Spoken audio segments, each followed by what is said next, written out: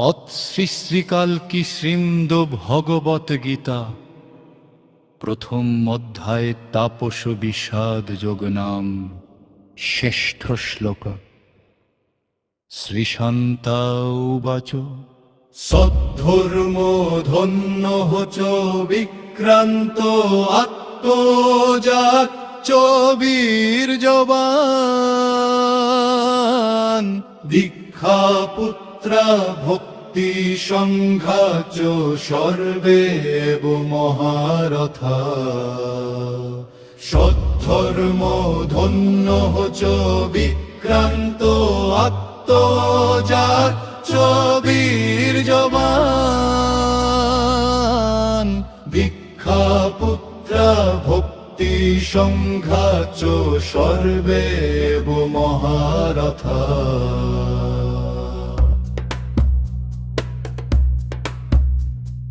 সদ্ধর্ম ধন্য চ বিক্রান্ত আত্মজাচ্চ বীর্যবান দীক্ষা পুত্রা ভক্তি সংঘা চ সর্বেব মহারথা। সদ্ধর্ম ধন্য চ বিক্রান্ত আত্মজাচ্চ বীর্যবান দীক্ষা পুত্রা ভক্তি সংঘা চ সর্বেব মহারথা। বঙ্গানুবাদ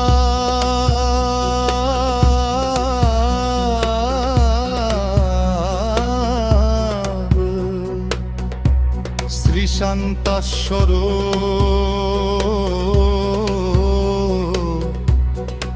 বক্তা বললেন, হে মাতে বিষ্ণু মায়া।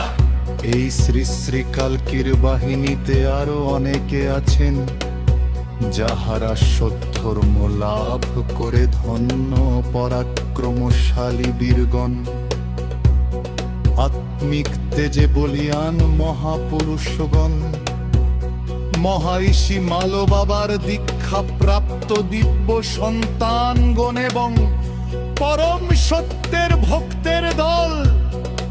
এরা প্রত্যেকেই আধ্যাত্মিক জগতের এক একজন মহারথী যোদ্ধা, যাহারা সকলের স্থির চিত্ত শুদ্ধ পরম পবিত্র আত্মস্বরূপে প্রতিষ্ঠিত দেবদেবী এবং লীলা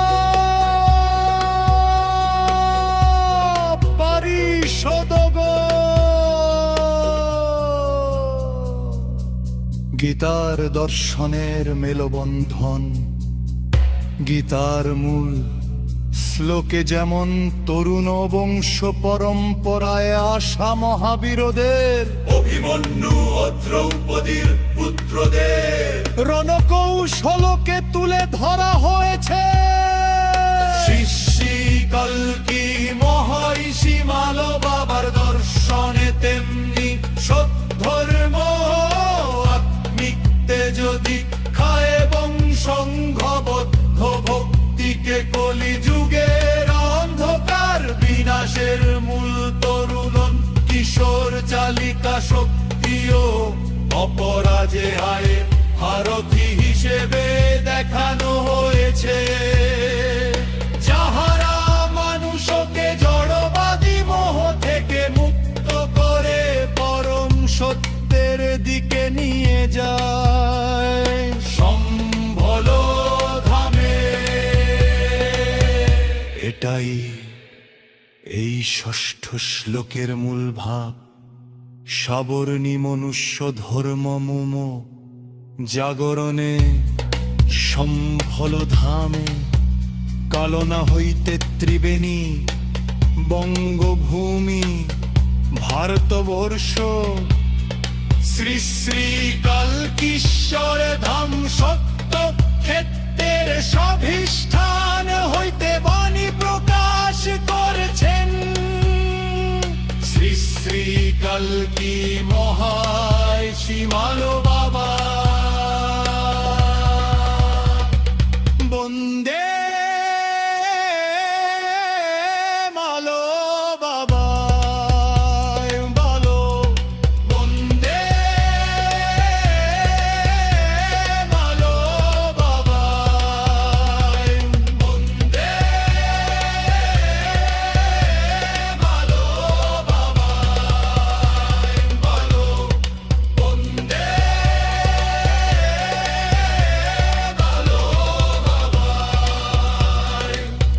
শ্রী শ্রী কালকি শ্রীমদ ভগবত গীতা প্রথম অধ্যায় ষষ্ঠ শ্লোক শান্তা তাপস সংবাদ তাপস বিষাদ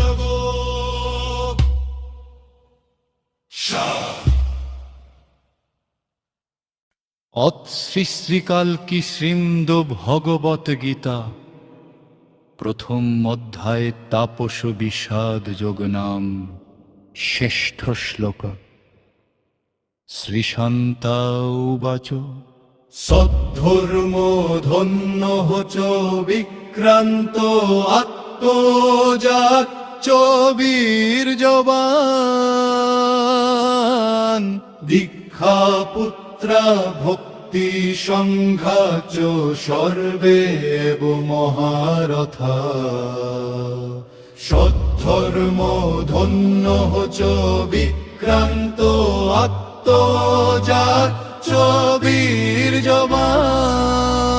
বীর্যবান দীক্ষা পুত্রা ভক্তি সংঘা চ সর্বে এব মহারথা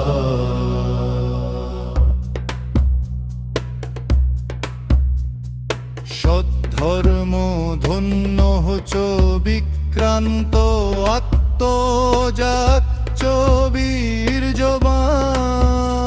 বীর্যবান দীক্ষা পুত্রা ভক্তি সংঘা চ সর্বে এব মহারথা সদ্ধর্ম ধন্য হচ বিক্রান্ত আত্মজাচ্চ বীর্যবান দীক্ষা পুত্রা ভক্তি সংঘা চ সর্বে এব মহারথা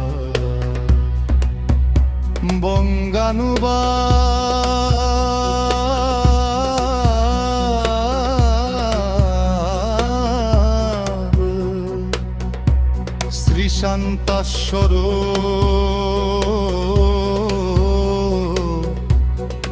বক্তা বললেন হে মাতে বিষ্ণু মায়া এই শ্রী শ্রী কালকির বাহিনীতে আরো অনেকে আছেন যাহারা সদ্ধর্ম লাভ করে ধন্য পরাক্রমশালী বীরগণ আত্মিক তেজে বলিয়ান মহাপুরুষগণ মহারিষি মালো বাবার দীক্ষা প্রাপ্ত দিব্য সন্তানগণ এবং পরম সত্যের ভক্তের দল এরা প্রত্যেকেই আধ্যাত্মিক জগতের এক একজন মহারথী যোদ্ধা যাহারা সকলের স্থির চিত্ত শুদ্ধ পরম পবিত্র আত্মস্বরূপে প্রতিষ্ঠিত দেবদেবী এবং লীলা